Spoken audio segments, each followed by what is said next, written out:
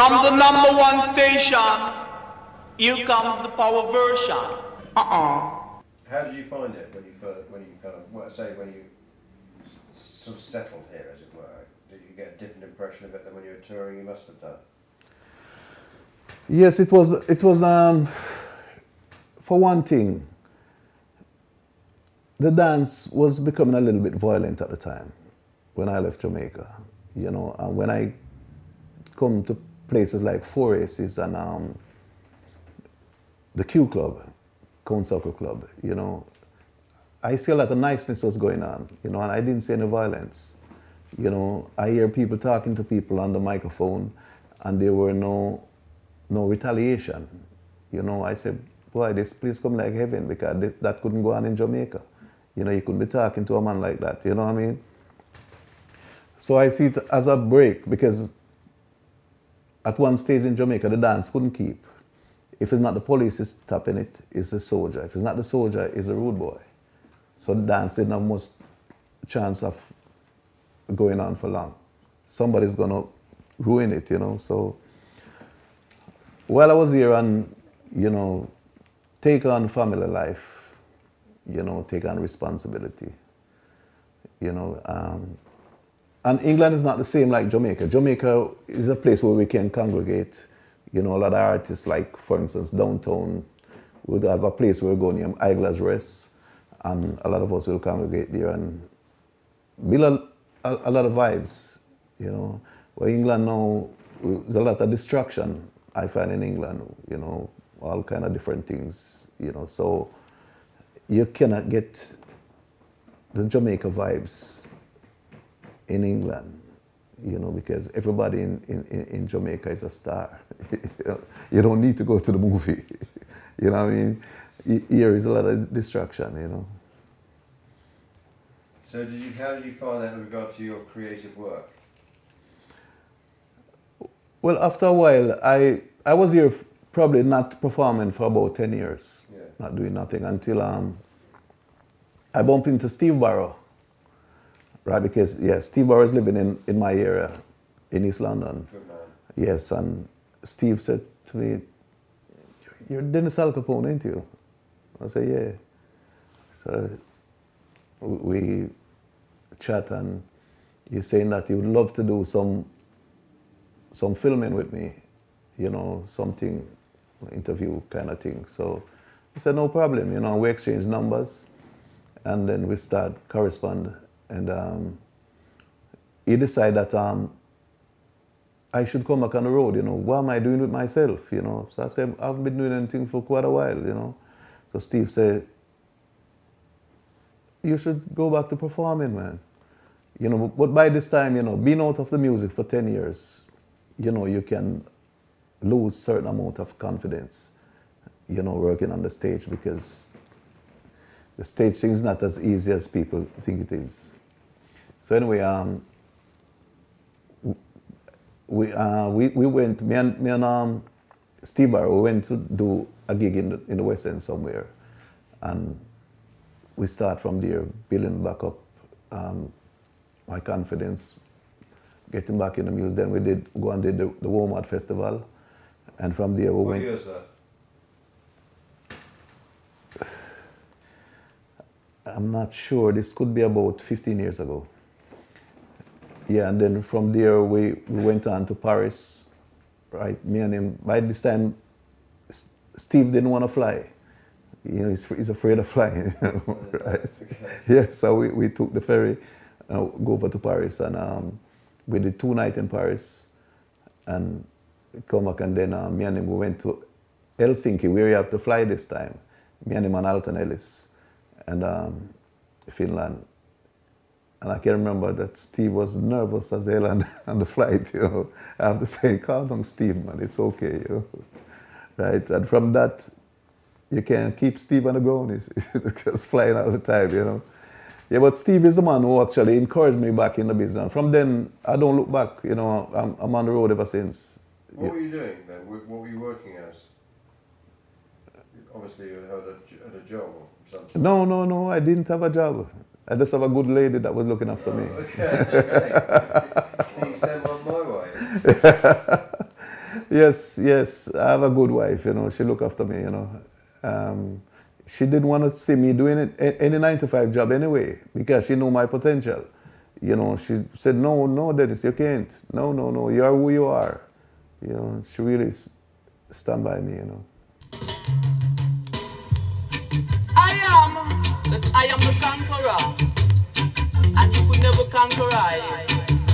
I mean, how do you, like, living in England, I mean, it's kind of, in the 70s or 80s, it's kind of different to kind of the guys who came over in the late 50s or early 60s. It was just kind of different world, wasn't it, really, I guess? Yes, we actually come and see a better part of society because I hear some really horrible stories about those guys that were here in the early time, you know. I sit down and listen to guys, and people was telling me that when they came up, because I can remember when people was migrating to England. I remember that when I was in Jamaica, you know, the fare was advertising at £75, and the people from the rural areas were selling their goats and cows and whatnot to get the £75 for their fare to come to England. And when they came, they were disappointed. You know, people tell me that they cry for weeks and ends, you know, because £75 is gone. They can't pay back their fare to Jamaica, right? And they come and they woke up in this prejudice kind of situation, no work, and sometimes when they do get work, it's for a pittance. They're paying them, you know. They could get better money in Jamaica. You know, a lot of people wanted to go back to Jamaica, but just could not. You know, people was just really suffering it out. You know, I heard some really horrible stories. Yeah. But when we came, we didn't actually come in the time of when the guys them in the big boots them was causing problems with the immigrants. Them I came over with the Teddy Boys. Or, Skinheads. yes, Skinheads. yes, when they were causing problems with the immigrants. I wasn't here at that time. So you didn't experience, do you experience any racism? Yes, from time to time. How? From time to time, up to recently. Really? Yeah, recently. Recently was Friday. Friday, I was walking. You know, I went to the shops, and coming back from the shop, going towards my car,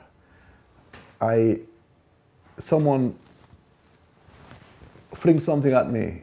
You know, there was about 16 youths, 16 white youths was congregated in a corner, right? And I come around the corner, walking up towards my car, and all of a sudden I hear this big thunder over my head, you know, and it was a fruit though, and the fruit mashed up over my head. And when I look around, I see the guys, them, and one of them is pointing to the other guy and say, is that one?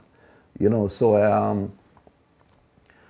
I walk onto my car still while they're there, you know, go in the car and drove back down the road past them, you know, have a look at them, and when they see me, one of them, you know, like he's saying, you know, hey, you know, pushing out his chest, and, you know, I'm saying to myself, ignorance, you know. But, you see, I know that when a lot of people gather together, you know, they can get up to some really crazy and stupid things, you know, so I don't really make it bother me, you know. Yeah, my wife was saying to report it to the police, but I said, no. What the police gonna do? Nothing, you know, so I just leave it, you know. Say, I'm Miss Elana Banana. I tell you about it. You meet me round the corner. Tell me about, you know, the West Indian club scene. I mean, you know, you're probably too late to, you came here too late to get a place like the Roaring Twenties or Count Suckles or Q Club or anything like that. Maybe Q Club. Yes, yes. When I came in, when I first came here in 1973, I was staying in a hotel nearby the Q Club, Parade Street, mm-hmm. and called Edwards Hotel. And the Pioneers used to come and pick me up in the night. Sydney Crooks, you know, Jackie and George. And they used to take me to the Q Club, you know, and that time Q Club was really in the full swing.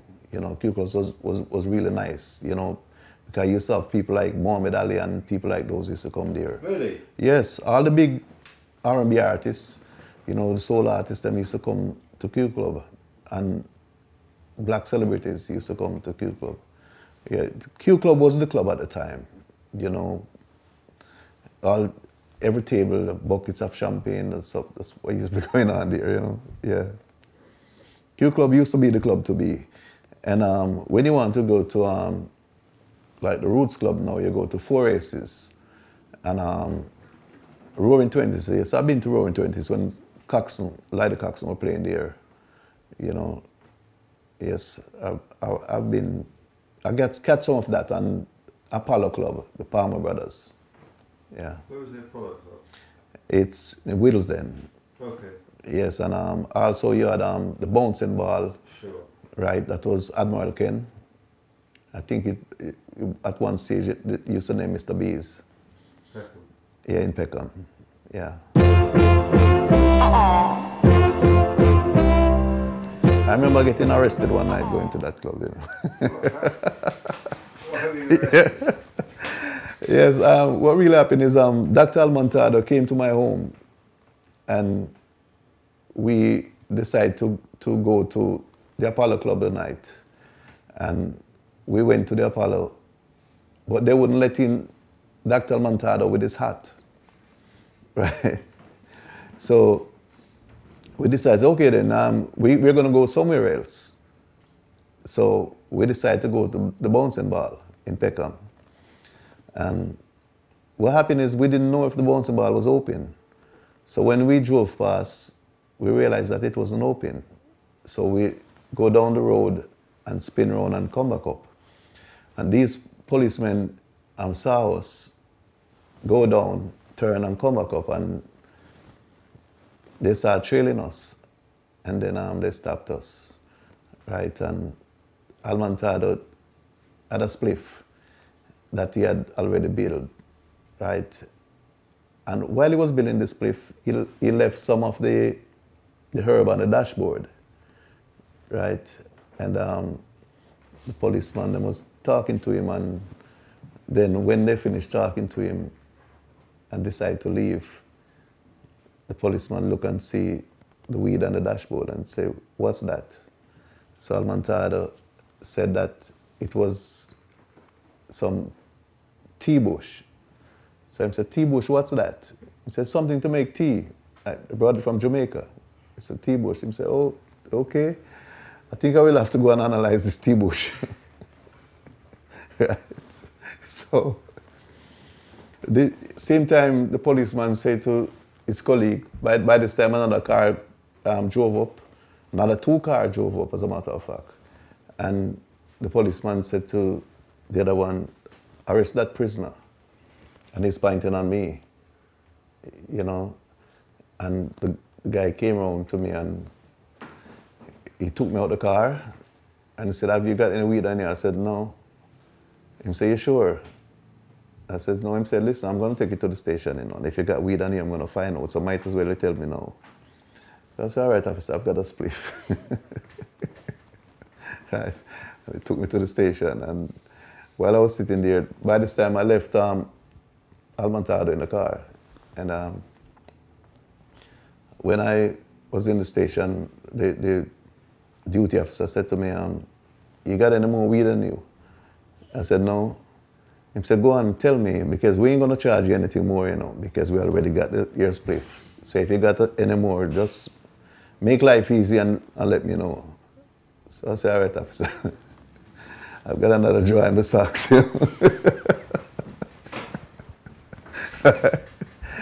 Yes, I'd take it out and give it to him. And I went to the court and they charged me £30.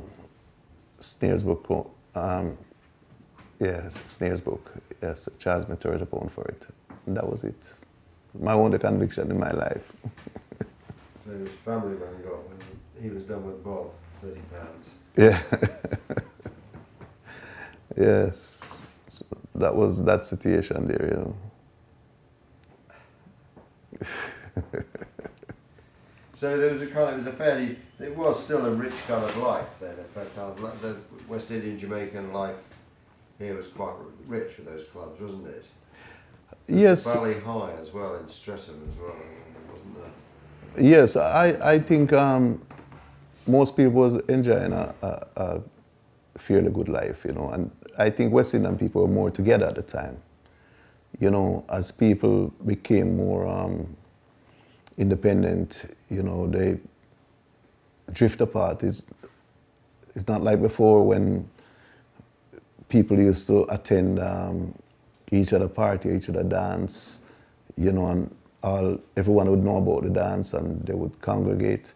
You know, after a while, everybody started getting independent and they start drifting. You know, look at segregation things start going on, you know. But when I came here, there was a lot of togetherness with the West Indian people. But there's not, you think that there isn't that now? Not as before. Not as before. There's a lot of dividing at the moment because when I first came to England, most black people I see on the street, I could recognize them.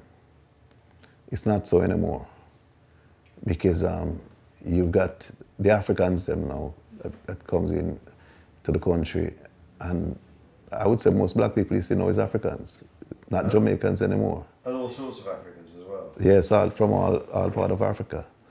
You know, the Indians wasn't as prevalent either. You know, when you go on the street in the nights, you didn't see Indians, you see West Indian people. You know, all that changed.